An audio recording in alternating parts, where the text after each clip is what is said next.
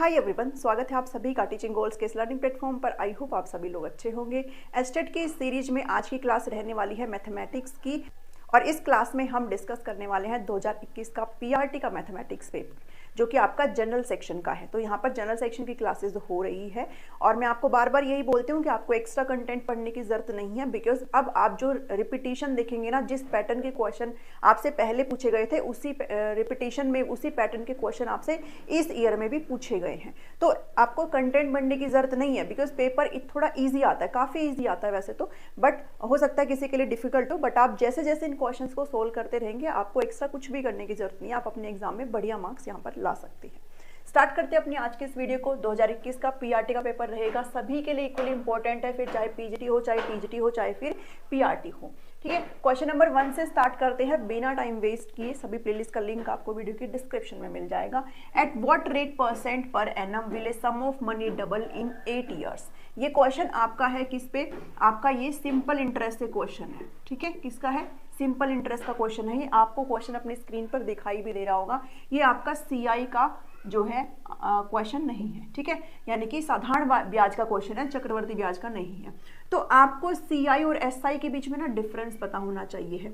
देखो, एसआई और सीआई, इनके बारे में मैं पहले भी आपसे बता चुकी हूँ। एसआई के अंदर क्या होता है कि जैसे मान लो आपका कोई प्रिंसिपल है, जो आपका इनिशियल अमाउंट है, इसके ऊपर जो आपका रेट लगता है, या मान लो अगर आपका 10% का रेट है और टाइम आपको 2 साल दे रखा है, तो इसी प्रिंसिपल के ऊपर 10% 1 साल का, 10% 2 साल का, तो कितना हो गया? 20% हो गया है। 10 टू 20 हो गया।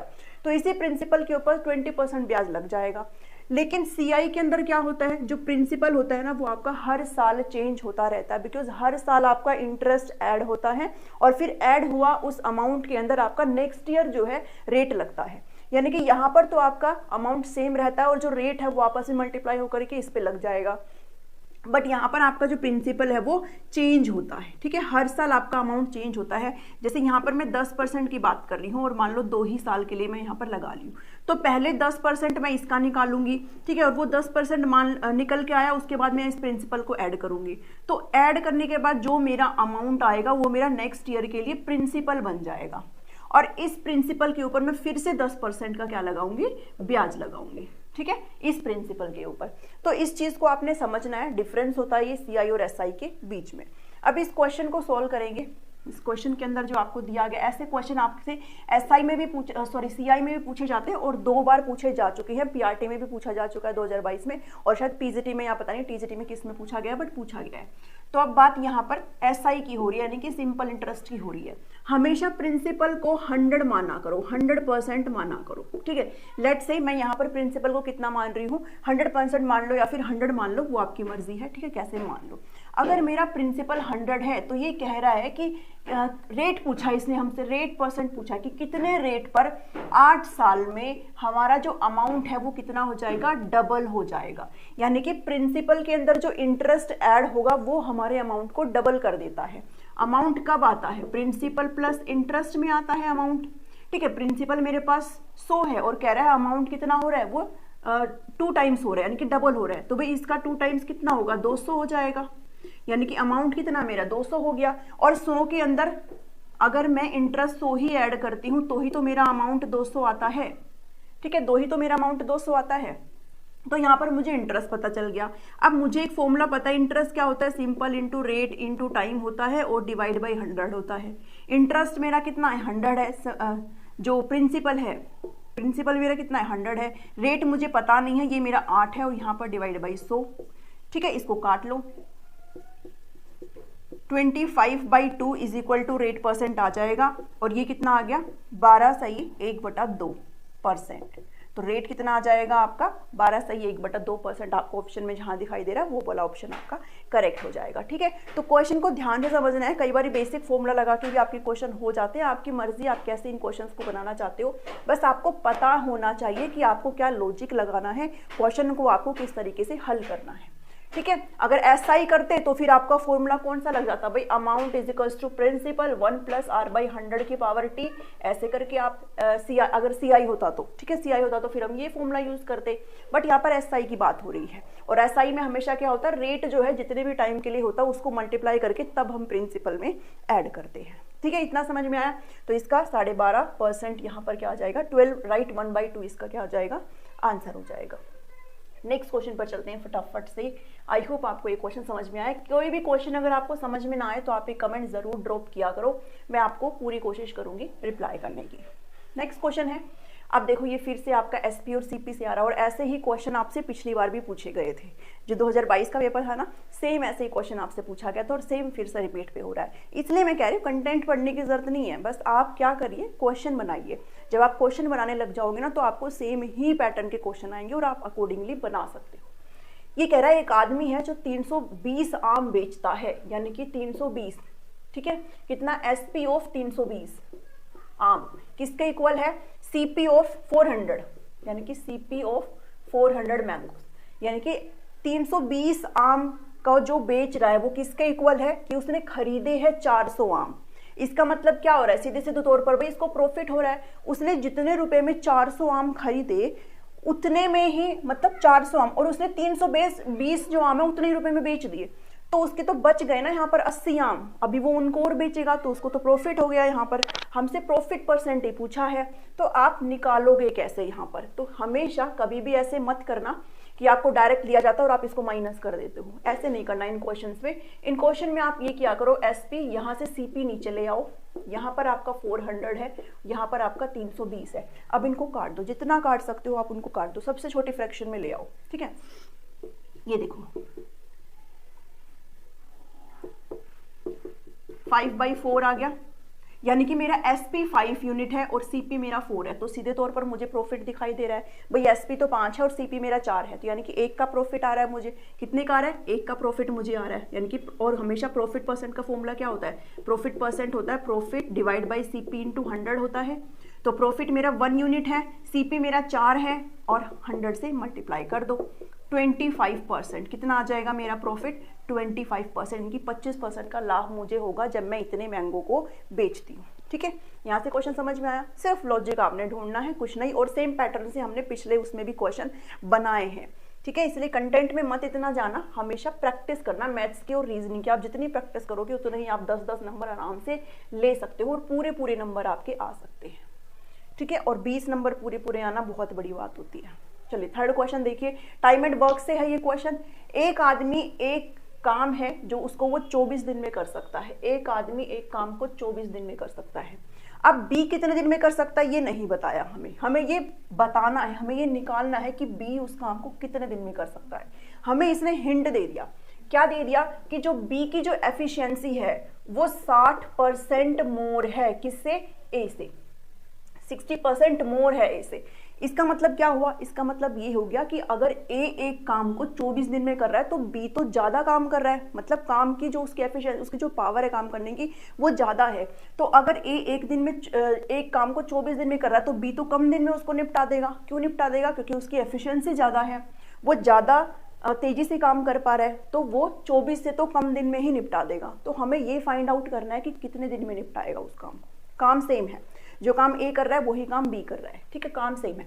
अब इसको आप कैसे निकालोगे, देखो मान लो एक ए जो है उसकी एफिशिएंसी कितनी है, 100% है। मान लो ए की 100 है तो बी की कितनी आ जाएगी, 160 हो जाएगी। भी उसने 60% बोला है ना, किससे, ए से ज्यादा, तो 100 में 60 ऐड कर दूंगी, 160 आ जाएगी। तो हम यहाँ पर रेशियो में निकाल देते हैं इनको, बी 160 हो गया, ए हो गया 100, ठीक है। ऐसे रेशियो में काम करने की कोशिश करो, इससे ज्यादा से आसानी से बन जाते हैं। 2 5 जा और 2 8 जा, तो B/1 कितना आ गया, 8/5 आ गया, ठीक है। कितना आ गया, 8/5 आ गया। अब कह रहा है ए जो है वो इस काम को कितने दिन में करता है, 24 दिन में। तो हम यहाँ से टोटल वर्क निकाल लेंगे, भाई काम कितना हो रहा है, टोटल वर्क यहाँ से निकाल लेंगे, ठीक है। अब टोटल वर्क यहाँ से कैसे निकलेगा वो आपको फाइंड आउट करना है। भाई बी कर रहा है 8 यूनिट और ए कर रहा है कितना, 5 यूनिट यहाँ पर काम कर रहा है, और दिन कितने ले रहा है, ए 24 ले रहा है, ठीक है। तो यहाँ पर आप कैसे निकालोगे इस चीज को, भाई टोटल वर्क आप यहाँ पे कैसे निकाल सकते हो। देखो टोटल वर्क कैसे निकलेगा, इसने कहा है कि ए जो है 24 दिन में काम करता है और करता कितना है, 5 यूनिट काम करता है। तो मैं टोटल वर्क यहाँ से कैसे निकाल लूंगी, भाई 5 यूनिट काम करता है एक दिन में, तो 24 दिन में कितना करेगा, टोटल वर्क निकल जाएगा। तो यहाँ से आपका टोटल वर्क कितना निकल जाएगा, 120, यानी कि वो काम कितना, टोटल जो वर्क है वो 120 निकल आया यहाँ से। तो इस 120 वर्क को बी कितने दिन में करेगा ये हम कैसे पता करेंगे? तो बी जो है 120 डिवाइड बाई 8, बिकॉज बी कितना काम कर रहा है, बी तो 8 यूनिट काम कर रहा है ना, तो आप इससे कर दो यहाँ पे 15, यानी कि कितने दिन में काम करेगा, 15 डेज में बी इस काम को निपटा देगा। ए 24 दिन में कर रहा था, बी कम दिन में कर रहा है, क्यों? क्योंकि उसकी एफिशिएंसी क्या है, ज्यादा है। ठीक है, तो इन क्वेश्चंस को आपने ऐसे बनाना है। फिर से एक बार रिवाइज कर देती हूँ आपको। ए 24 दिन में काम करता है, बी की एफिशिएंसी 60% है। तो मैंने क्या किया, मान लो अगर आप इसको ऐसे भी ना करना चाहो तो इसका एक तरीका और है, 60% का पहले इसको फ्रैक्शन में बदलो, कितना आ गया, 3/5 आ गया, लेकिन 60% ज्यादा है, तो ये जो आपका है ए वो तो है 5, तो लेकिन बी जो है 60% ज्यादा है, तो इसके अंदर ये ऐड करूंगी तो मेरे पास 8/5 आ जाएगा, क्या, बी जो है। ठीक है, यानी कि बी मेरा 8 आ जाएगा यहाँ से, और ये ए क्या है मेरा, ए मेरा 5 है। समझे मैंने क्या किया भाई? यहाँ पर तो मैंने सीधे तौर पर ही प्लस कर दिया था 100 में 60 को, यहाँ पर मैंने सिर्फ 60 को पहले खोला, उसके बाद जो आया मेरा वो नीचे का ये ए था और ये बी था, बट बी तो ज्यादा है किससे, ए से, तो ए ये जो 5 है इसमें 3 प्लस ऐड करूंगी तो बी मेरा 8 आ जाएगा। वही चीज है जो यहाँ पर लिखी है, बी मेरा 8 आ गया, ए मेरा 5 है। टोटल वर्क निकाल लो, टोटल वर्क नहीं भाई, अगर टोटल वर्क भी नहीं निकालते हो तो भी आप सिंपली इसको कैसे बना सकते हो, तो भी आप इसको ऐसे बना सकते हो भाई, 24 दिन में काम करता है, 5 यूनिट करता है, तो 8 दिन कितने दिन में करेगा, तो इसको 15, यहाँ से भी आपका सिंपली आंसर आ सकता है। बहुत सारे तरीके होते हैं, ठीक है, आपकी जो मर्जी आप उस तरीके से इस क्वेश्चन को बना सकते हो। तो ऐसे ही क्वेश्चन आपसे पूछे जाएंगे, बस आपने ध्यान रखना है कि आप किन लॉजिक्स का इस्तेमाल कर रहे हो। ठीक है, नेक्स्ट क्वेश्चन पर चलते हैं। क्वेश्चन नंबर 4 है। अब ये क्वेश्चन भी बहुत जरूरी है। जो लेंथ एंड ब्रेड्थ है एक स्क्वायर की, उसे इंक्रीज किया गया है 30% और 20%। अगर मैंने इसको बराबर इंक्रीज किया होता, सिर्फ 30-30 दोनों किया होता, तो ये फिर से स्क्वायर बन जाता। लेकिन अब ध्यान दो, एल मेरा 30% इंक्रीज हो गया और बी मेरा 20%, मतलब ये क्या बन गया है, ये अब रेक्टेंगल बन गया है। ठीक है, और पहले क्या था, ये पहले था ये स्क्वायर, और इनके एरिया के बीच में डिफरेंस पूछा है कि जब अब ये रेक्टेंगल बन गया है तो इसका एरिया कितना ज्यादा एक्सीड करेगा, कितना ज्यादा हो गया है स्क्वायर के एरिया से। एरिया क्षेत्रफल कहलाता है। तो लेंथ और ब्रेड्थ, तो वही इसका स्क्वायर का एरिया कितना होता है, ए इंटू ए, यानी कि लेंथ इंटू ब्रेड्थ, और ये दोनों बराबर है तो ए का स्क्वायर हो जाएगा ये। तो यहाँ पर जो आपका ए उसको लेंथ है उसको 30% इंक्रीज किया गया है, 30 का डिवाइड बाई 100 कर लो, 3/10 इंक्रीज किया गया है, तो 10 में मैं 3 ऐड करूंगी ना। ठीक है, तो 13/10 तो आपकी लेंथ हो जाएगी, और ब्रेड्थ को भी आप ऐसे निकाल लो, 20/100 है, 1/5 हो गया। लेकिन इसको इंक्रीज किया गया है किसमें, तो 5 + 1 6 कर लूंगी, तो 6/5 मेरा क्या हो गया, ये मेरा ब्रेड्थ हो गया। ये मेरा लेंथ है और ये मेरा क्या है, ब्रेड्थ है। ठीक है, इतना समझ में आया। तो इसको मैं डायरेक्टली कहाँ पुट कर लूंगी, डायरेक्टली मैं इसको रेक्टेंगल के एरिया के अंदर पुट कर लूंगी। इसका एरिया क्या होता है भाई, लेंथ इंटू ब्रेड्थ जो है रेक्टेंगल का एरिया होता है।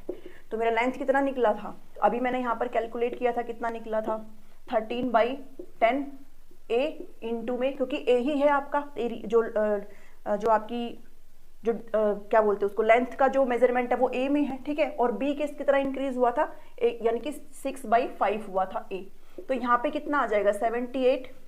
ठीक है, 78 और 50 ए का स्क्वायर। ठीक है, ये हो गया, और ये यहाँ पर कितना है, ये ए स्क्वायर। तो इसको और, ये और भी कट जाएगा, इसको और काट लो, कितना आ गया, 39/25 ए का स्क्वायर है, और ये मेरा क्या है, ए का स्क्वायर है। तो ये मेरा ज्यादा है इससे, तो अब एक्सीड करने के लिए मैं कैसे निकालूंगी, पहले तो इनका डिफरेंस निकालूंगी, और कितने परसेंट इंक्रीज किया है, तो divide by a square into 100 कर दूंगी। तो 39/25 का a square minus a square divide by a square into 100, ऐसे ही निकालते हैं हम इंक्रीमेंट का जो परसेंटेज निकालते हैं भाई, ऐसे ही तो निकालते हैं। पहले तो हम डिफरेंस देखेंगे दोनों का, फिर जो बेस वाला है, मतलब जो ओरिजिन वाला है उसको करेंगे, और फिर 100% कर लेंगे, बिकॉज हमने यही निकालना है कि आपका कितना इंक्रीज हो रहा है, किससे, स्क्वायर से कितना इंक्रीज हो रहा है।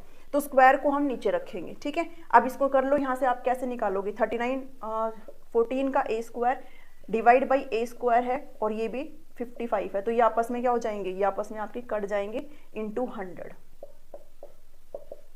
56% आपका इंक्रीमेंट हो जाएगा। ठीक है, कितना परसेंट इंक्रीमेंट हो जाएगा? 56%, 56% इंक्रीमेंट हो जाएगा।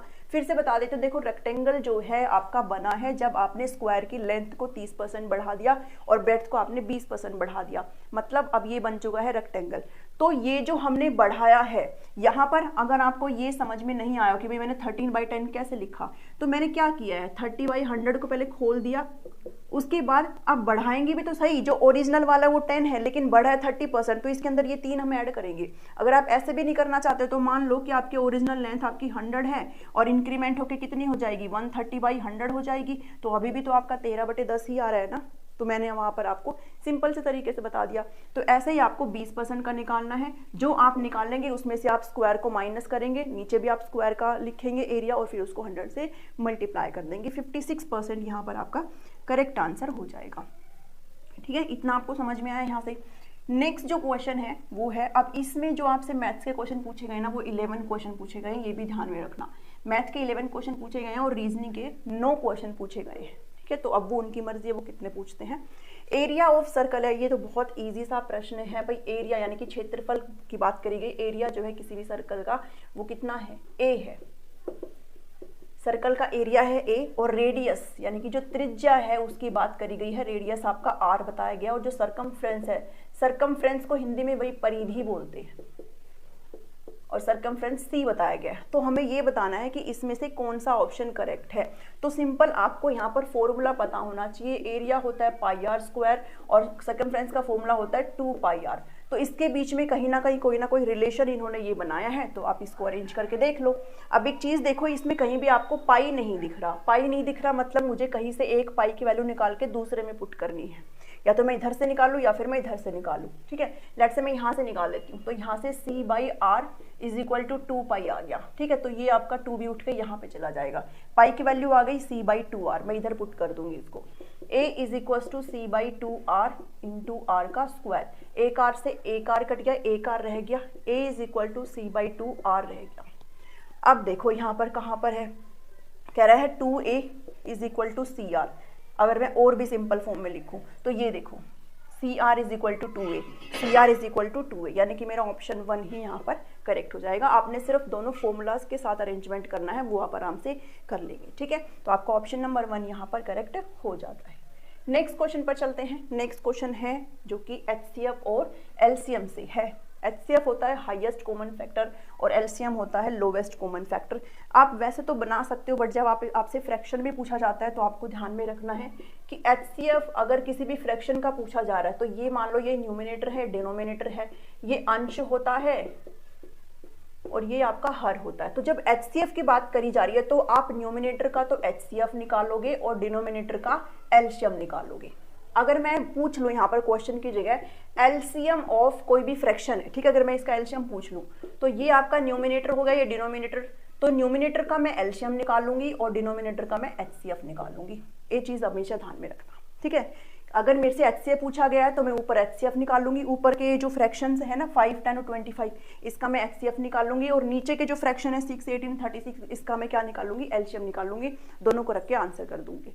अगर LCM पूछा जाता मेरे से तो मैं ऊपर की जो 5, 10, 25 है इसका मैं LCM निकालूंगी, और जो नीचे का है 6, 8, 36 इसका मैं HCF निकालूंगी। ये 2 फॉर्मूलाज है, इनको ध्यान में रखना। ठीक है, सिंपल सी चीज़ है। HCF पूछे तो ऊपर का HCF, नीचे का LCM, LCM पूछे तो ऊपर का LCM, नीचे का HCF। चलिए अब इस क्वेश्चन को बना लेते हैं।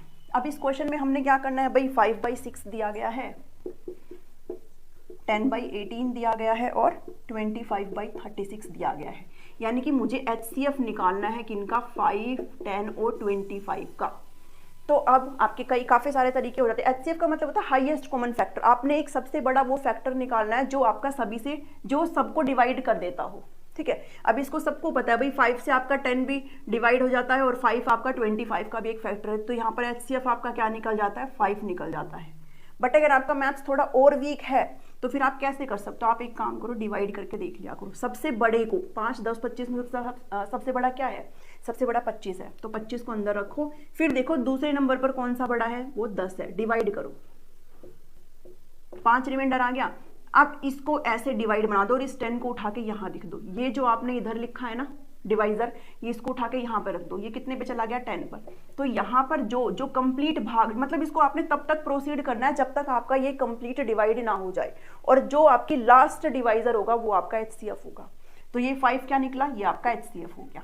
ठीक है, HCF निकल गया, आ गया HCF कितना हो गया मेरा 5 हो गया। अब मैं LCF निकालूंगी 6, 18, 36 का, 6, 18, 36। एलसीएम का एक बैग मेथड मैंने आपको बहुत अच्छी तरीके से बता रखा है, आपका सबका अपना अपना मेथड भी होगा, आप उनसे भी जाइए, कोई दिक्कत नहीं है। एलसीएम मतलब आपने कोई लोवेस्ट ऐसा फैक्टर निकालना है जिससे सारे मल्टीप्लाई हो जाते हो या फिर डिवाइड हो जाते हो। तो 6, 18, 36 में कौन सा आ जाएगा बताओ मुझे। देखो अब एलसीएम में ना बैग मेथड का हमेशा इस्तेमाल, अब ये तो देखने से ही लग रहा है भाई 6 से भी ये डिवाइड हो रहा है, 18 से भी ये डिवाइड हो, तो 36 ही आपका एलसीएम आएगा। बट अगर आपको नहीं पता है तो आप सबसे पहले बैग मेथड का इस्तेमाल आप कर सकते हो। एक बैग बनाना है इसमें, ठीक है, और इसमें सबसे हाईएस्ट जो नंबर है वो लिख देना है। मैं आपको जस्ट बता रही हूँ, हाईएस्ट नंबर लिख देना। अब इसको ना सबसे छोटे छोटे टुकड़ों में तोड़ लो, जैसे 2 से तोड़ूंगी, ठीक है, फिर 2 से तोड़ूंगी, फिर 3 से, और फिर 3 से, ऐसा ही बनेगा भाई। 2 मल्टीप्लाई 2 4 होता है, और 3 मल्टीप्लाई 3 कितना 9, 9 मल्टीप्लाई 4 36 होता है। अब 18 को तोड़ो, 2 इंटू 3 होता है, और 6 क्या होता है 2 इंटू 3। अब जो आपने यहां पर लिखे उसमें देखो क्या ये है 2 3 है, हाँ 2 3 है, 1 2 है, 2 1 ही है, मतलब 1 है, ठीक है, इसको भी हटाओ। 2 इंटू 3 तो यहाँ पे भी है, 2 इंटू 3 यहाँ पे भी है, इसको भी हटाओ, यानी कि आपका एलसीएम क्या आ जाएगा, एलसीएम जो है आपका 36 आ जाएगा। ठीक है, तो अब यहाँ पर आपका आंसर बन गया, तो आपका 36 यहाँ पर आ गया। 5/36 आपका इस क्वेश्चन का आंसर हो चुका है। ऐसे आपने बनाना है, यानी कि जो अंश है आपका उसको आपने एचसीएफ निकाल लिया, 5 है, और एलसीएम आपका कितना आ गया 36 आ गया, तो 5 बजे 36 आपका करेक्ट आंसर यहाँ पर हो गया। ठीक है, तो 6 क्वेश्चन हमने करे। नेक्स्ट 5 क्वेश्चन आपके और रहते हैं, उनको भी फटाफट से कर लेते हैं। नेक्स्ट क्वेश्चन है, क्वेश्चन नंबर 7 है आपका। देखिए इसमें आपको एक्स की वैल्यू बतानी है, और ये क्वेश्चन भी अपने आप में बहुत ईजी है। अंडर रूट के क्वेश्चन आपको यहाँ पर दिए हुए हैं। ठीक है, आपको एक ध्यान में रखना है भाई, कोशिश करो 25 तक के आप अंडर रूट ना टिप्स पे याद रख लो, 25 तक के अगर आपके टिप्स पे याद है तो आप आराम से इस ऐसे क्वेश्चंस को अच्छे से बना सकते हो। देखो 3018 प्लस अंडर रूट 36 प्लस, अब देखो 169 किसका अंडर रूट होता है भाई, किसका होता है 13 का होता है ना, मुझे याद है क्योंकि मुझे पता है। आप इसका निकाल के देखोगे तो टाइम खराब होगा। ये 13 का है तो आप सिंपली इसको 13 लिख दोगे और एक अंडर रूट आपका खत्म हो गया। अगर आपकी प्रोसेसिंग पावर है तो आप इसको विद इन 2 लाइन भी बना सकते हो। ठीक है, बट मैं आपको यहाँ पर क्वेश्चन सोल्व करके दिखा रही हूँ। प्लस में 49, और 49 किसका होता है भाई 7 का होता है। ठीक है, 7 का होता है, तो ये भी सबको पता है 49 भाई 7 को जब 7 से मल्टीप्लाई करते हैं तो 49 होता है, 7 का स्क्वायर होता है, और अंडर रूट यानी कि इससे कट जाता है तो 7 होएगा। तो 3018 प्लस में 7, अब इसको आप कर लेना प्लस, यहाँ पर 3025 आ जाता है। ठीक है, तो जब 3025 को अब आपने निकालना, हो सकता है आपको ये नहीं आता हो, तो इसका आप यहाँ पर निकाल सकते हो। निकालते कैसे है, 3025 हमेशा पेयरिंग में करते हैं। ठीक है, पेयरिंग में करते हैं। 5 से जाएगा, जो यहाँ पर आप डिजिट लिखेंगे वही डिजिट आपको यहाँ पर लिखना होता है। तो 5 अगर यहाँ पर लिख रही हूँ तो इधर ही मुझे 5 लिखना पड़ेगा। 5 5 25 चला जाएगा। अगर यहाँ पर 6 लिखती तो इधर भी 6 होता, 6 6 36 होता है। ठीक है, तो 25 5 आ गया 25। अब हमेशा जब भी हम लोग ये ऐसे निकालते हैं स्क्वायर रूट, तो जो हमने यहाँ पर लिखा है इसको 2 से मल्टीप्लाई करते हैं, तो 2 5 जा 10 हो गया। यानी कि अब की बार जो मैं भाग दूंगी किससे दूंगी, 10 से दूंगी। ठीक है, ये ध्यान में रखना। तो अब मैं कितने से कर सकती हूँ, 5 से करके देखो। इधर मैं 5 लिखूंगी तो इधर भी मैं 5 ही लिखूंगी। मैंने आपको अभी बताया 5 5 जा 25, 2 और 5, तो ये कितने का है, ये भाई 55 का है। ठीक है, तो 55 आपका करेक्ट आंसर हो जाएगा। आप ऐसे भी निकाल सकते हो, बट अगर आपको याद है, हो सकता है आपको भाई 55 तक का ना याद हो, मुझे भी याद नहीं है ना, किसी को भी ना हो क्या पता। अगर है तो आप आराम से बना सकते हो, बट ये जो बेसिक है ना इनके तो आपको पता ही होगा, इसलिए 20-25 तक तो आप याद कर लो, 30 तक कोशिश करो याद करने की, ये वाला आप निकाल सकते हो। तो 25 आपका यहाँ पर करेक्ट आंसर हो जाता है। नेक्स्ट क्वेश्चन पर देखते हैं। सरफेस एरिया का क्वेश्चन है, मेंसुरेशन से है। मैंने आपको नोट्स में सारे फॉर्मूलाज वगैरह सब बढ़िया तरीके से आपको मिल जाएंगे नोट्स में, कल से अवेलेबल मैं करा दूंगी। ठीक है, चलिए सरफेस एरिया ऑफ स्फेयर का है भाई, स्फेयर का आपको सरफेस एरिया दिया हुआ है, तो एरिया ऑफ स्फेयर आपसे पूछा है। ठीक है, स्फेयर का क्षेत्रफल आपसे पूछा है 616 स्क्वायर सेंटीमीटर। आपसे रेडियस पूछा गया है, यानी कि आपसे त्रिज्या पूछी है कितनी है। अब अगर आपको फॉर्मूला आता है तो आप ये क्वेश्चन आराम से बना सकते हो। एरिया क्या होता है, 4 पाई r स्क्वायर होता है। 616 is equal to 4 pi r square. 4 से इसको सॉल्व करो पहले तो, ठीक है। 154 पाई आर स्क्वायर, पाई की वैल्यू भी यहाँ पर आप पुट कर दो, 22/7 होता है।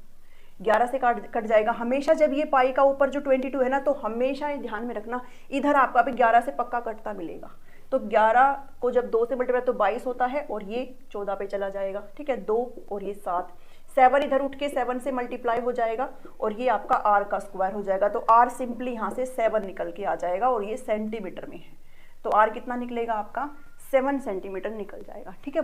वॉल्यूम पूछे तो वॉल्यूम बता देना, 4/3 पाई आर की क्यूब क्या होता है, वॉल्यूम होता है स्फेयर का, ठीक है। तो ये फॉर्मूलाज आपको याद रख लेने, इन फॉर्मूला से आपके क्वेश्चन बन जाते हैं, बिना फॉर्मूला के नहीं बनेंगे। चलिए नेक्स्ट क्वेश्चन देखो, ये बहुत इंपॉर्टेंट क्वेश्चन है, ठीक है, इसको बिल्कुल मत छोड़ना, बहुत ही ज़रूरी क्वेश्चन है, और इस क्वेश्चन के थ्रू मैं आपको काफ़ी चीज़ें बताने वाली हूँ। चलो 9th क्वेश्चन पर बढ़ते हैं। 0.7 बार प्लस 0.6 बार माइनस 0.5 बार, क्या इसका आंसर आएगा। हमेशा ध्यान में रखना, जब भी आपको ऐसे पॉइंट्स में और बार मिलता है तो इसका मतलब ये है, बार हम तब लगाते हैं जब किसी भी डिजिट की रिपीटेशन होती है। अगर यहाँ पर 0.7 बार लिखा है तो इसका मतलब ये है कि 0.7777777 and so on up to infinity, ठीक है। मतलब ये रिपीटेशन में है, तो आप बार बार नहीं लिख करके इसके ऊपर बार डाल देते हो कि भाई आपका ये रिपीटेड है। ऐसे ही आपका 6 है, 666 ऐसे एंड सो ऑन, 5 है, 555 एंड सो ऑन। तो आप इनको कैसे सोल्व करते हो, इनको हम हमेशा कैसे सोल्व करते हैं, 7 लिखेंगे और नीचे जितने डिजिट पर बार है उतनी बार 9 लिखेंगे, तो एक डिजिट पर है तो एक 9 लिख देंगे। 6 लिखेंगे, एक डिजिट पर बार है तो एक 9 आ जाएगा। -5 लिखेंगे, एक डिजिट पर बार है तो एक 9 आ जाएगा, ठीक है। सोल्व कर दो इसको। तो अब देखो सबका भी एलशियम तो 9 ही आ जाएगा, तो आप ऊपर ऊपर को फटाफट से कर दो। 7 और 6 13 होते हैं, और 13 में से 5 क्या कितने होते हैं, 8 होते हैं, तो 8/9 इसका आंसर हो जाएगा, ठीक है। इस पर्टिकुलर क्वेश्चन का आंसर तो 8/9 हो गया। बट आपसे कई बार चीजें और भी उलझा के पूछ ली जाती है, उसे भी सोल्व करने की कोशिश करेंगे। मान लो आपसे दे दिया जाए 0.899 और बार, अब आप इसे कैसे सोल्व करोगे। अब इसको हम कैसे सोल्व करेंगे, 899 को मैं एज इट इज लिखूंगी, माइनस करूंगी जितने डिजिट पर बार नहीं है उन डिजिट को। 8 पर बार नहीं है तो -8 लिखूंगी, डिवाइड बाई जितने डिजिट पर बार होता है उनको मैं हमेशा 9 लिखती हूँ, और जिस डिजिट पर बार नहीं है उसका एक 0 लिखूंगी। एक डिजिट पर बार नहीं है तो मैंने एक 0 लिख दिया। इसको आप सोल्व कर लो, आपका इसका आंसर निकल जाएगा। अगर यहाँ पर आता है 0.887543, अब बताओ क्या होगा। तो आप कैसे करोगे, 887543 माइनस जितने डिजिट पर बार नहीं है उसको इधर लिखेंगे, 887 डिवाइड बाई जितने डिजिट पर बार है उतने 9, जितने डिजिट पर बार है उतने ही 9, ठीक है। तो 3 9, और जितने डिजिट पर बार नहीं है उतने 0, तो 3 0। ऐसे आप इन क्वेश्चंस को बनाएंगे, ठीक है ना। तो आपको ध्यान में रखना है। आई होप आपको ये चीजें यहाँ से समझ में आ रही है। चलो नेक्स्ट पे चलते हैं। Next question per unit digit पूछा है। अब इसमें बहुत सारे बच्चे क्या करते हैं कि भाई फटाफट से हम मल्टीप्लाई करने बैठ जाएंगे। क्यों करें हम इसका मल्टीप्लाई, नहीं करेंगे हम इसका मल्टीप्लाई, और हम इसका आंसर बिना पेन को उठाए निकालेंगे। कैसे निकालेंगे, मल्टीप्लाई करके टाइम वेस्ट नहीं करना है। देखो इसमें एक तो यूनिट डिजिट, क्योंकि हमसे सिर्फ यूनिट डिजिट पूछा। यूनिट डिजिट क्या होता है, जो आपका इकाई अंक होता है। भाई मान लो ये मैंने 2568 लिखा, तो मेरा ये यूनिट डिजिट है, ये मेरा 10th डिजिट है, ये मेरा 100 डिजिट है, ठीक है, और ये मेरा फिर 1000 हो जाता है। तो मुझे सिर्फ ये चाहिए, इस पूरे इक्वेशन का, पूरे इसका सॉल्यूशन का सिर्फ ये वाला अंक चाहिए। तो मैं पूरा मल्टीप्लाई नहीं करूंगी। मुझे यहाँ पर एक 5 दिखाई दे रहा है। 5 को जब भी मैं ओड नंबर से मल्टीप्लाई करती हूँ तो मेरे पास 5 ही यूनिट डिजिट आती है, और 5 को जब मैं इवन नंबर से मल्टीप्लाई करती हूँ तो हमेशा मेरा यूनिट डिजिट 0 आता है। इतना सबको पता है।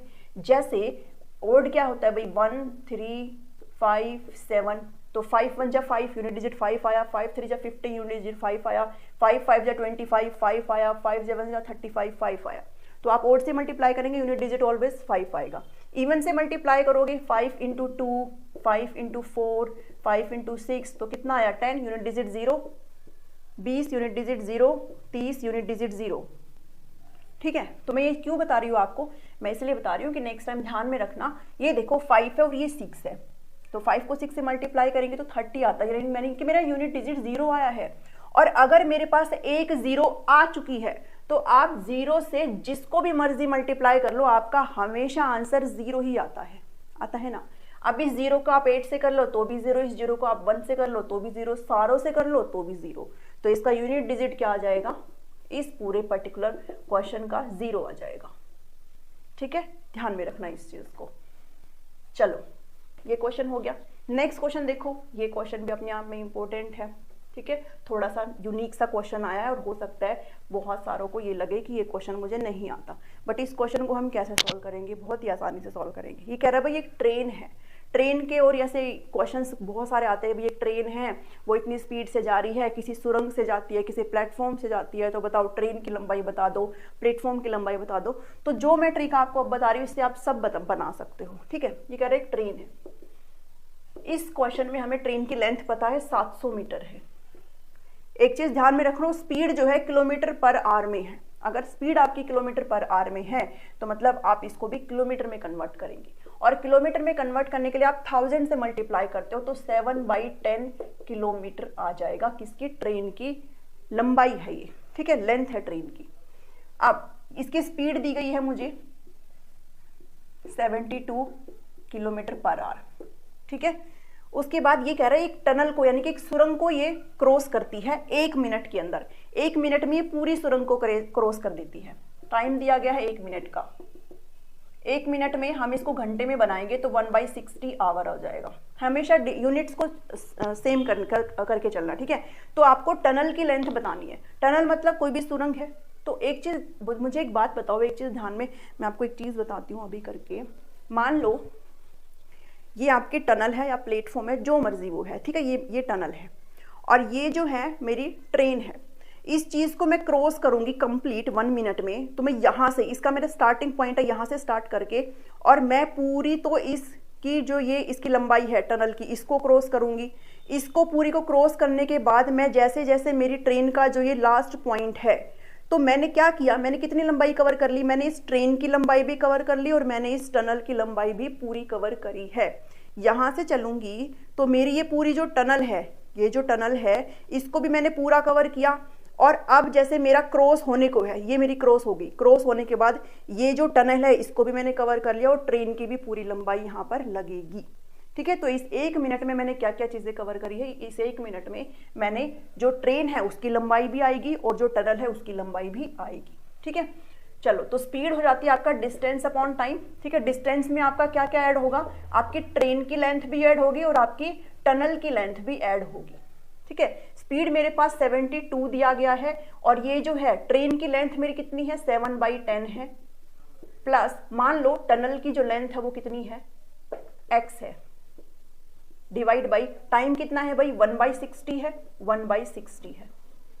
अब इस इक्वेशन को सोल्व करना और कुछ नहीं करना। ठीक है, 72 है, इसको मैं ऊपर जाकर, इसको सिंपली ऐसे नहीं करना भाई, देखो एलसीएम लेना पड़ेगा इसको, और 7/10 प्लस x का जब मैं एलसीएम लूंगी तो 7 + 10x डिवाइड बाई 10 आता है, 7 + 10x डिवाइड बाई 10, और ये नीचे फ्रैक्शन में है, ये पलट जाएगा ऊपर जाकर के, यानी कि ये 60/1 हो जाएगा। तो ये से ये कट गया और 6 से ये कट गया, 12 आ गया। ठीक है, तो अब आपकी 12 = 7 + 10x हो गया, और इसको इधर लेके जाऊंगी तो कितना आ जाता है, 5 हो गया, 10x हो गया। 5 को 2 से कट करेंगे तो 1/2 = x आ जाएगा। ठीक है, और ये मेरी जो x है वो क्या है, टनल की लेंथ है। अब ऐसे तो हो नहीं सकता भाई 1/2 मैं कह दूं इसकी लंबाई 1/2 है, तो ये पक्का आपका ऑप्शन में मीटर में मिलेगा। ठीक है, क्योंकि ये तो मेरा किलोमीटर में निकला है, और किलोमीटर को मीटर में बनाने के लिए मैं 1000 से मल्टीप्लाई करती हूँ, तो 1/2 × 1000 जब मैं करूंगी तो ये मेरा 500 मीटर की लेंथ आ जाएगी, किसकी, टनल की। ठीक है, समझ में आया क्वेश्चन। भाई देखो ट्रेन की लेंथ बताई गई है, मैं सबसे पहले इनकी यूनिट चेंज करूंगी। अगर आप इसकी यूनिट नहीं चेंज करना चाहते हो फिर इसकी कर बैठो, इसकी करो, फिर 72 की करो। अगर इन दोनों की नहीं करना चाहते फिर इसकी कर लो, फिर आपका आंसर सीधे तौर पर ही मीटर में निकल के आ जाएगा। बट मैंने इनको इसके अकॉर्डिंग चेंज कर दिया तो फिर मुझे यहाँ पे भी चेंज करना पड़ेगा, तो आप पहले इसको चेंज कर लो। ठीक है, और फिर आपको यहाँ पर सीधे तौर पर आंसर आ जाएगा। बस इस चीज़ को ध्यान में रखना, जब ट्रेन पूरी तरीके से कवर करती है, चाहे फिर वो प्लेटफॉर्म हो, चाहे फिर वो सुरंग हो, कुछ भी हो, तो वो पूरा जो ट्रेन है उसकी डिस्टेंस भी कवर करती है, साथ में जो टनल, प्लेटफॉर्म जो कुछ भी है उसकी भी लेंथ को वो कवर करती है। तो आप ये जो स्पीड का फॉर्मूला लगा रहे हो डिस्टेंस बाय टाइम, तो आप यहाँ पर दोनों की लेंथ को लिखेंगे और आपका टनल की लेंथ आ जाएगी। ठीक है। तो ये कुछ 11 क्वेश्चन थे जो पीआरटी में 2021 के पेपर में पूछे गए थे पीआरटी लेवल में। आई होप आपको ये समझ में आ रहा है। थोड़ा सा न्यू क्वेश्चन भी लगे होंगे, थोड़े रिपीट भी लगे होंगे। ऐसे ही हमसे जितने क्वेश्चन बन पाएंगे हम उतने क्वेश्चन को सोल्व करने की कोशिश करेंगे। और यकीन मानो आपको बस इतना ही करना है, आपके 10 में से 10 नंबर आप मुझे ला करके दिखाओगे और मुझे बताओगे कि मैम आप सही कह रहे थे। ठीक है, तो आप वीडियो पसंद आई तो इसको ज़रूर लाइक करना, शेयर करना सभी के साथ और सब्सक्राइब कर लो टीचिंग गोल्स को। मिलती हूँ नेक्स्ट वीडियो में। Thank you, thanks for watching me.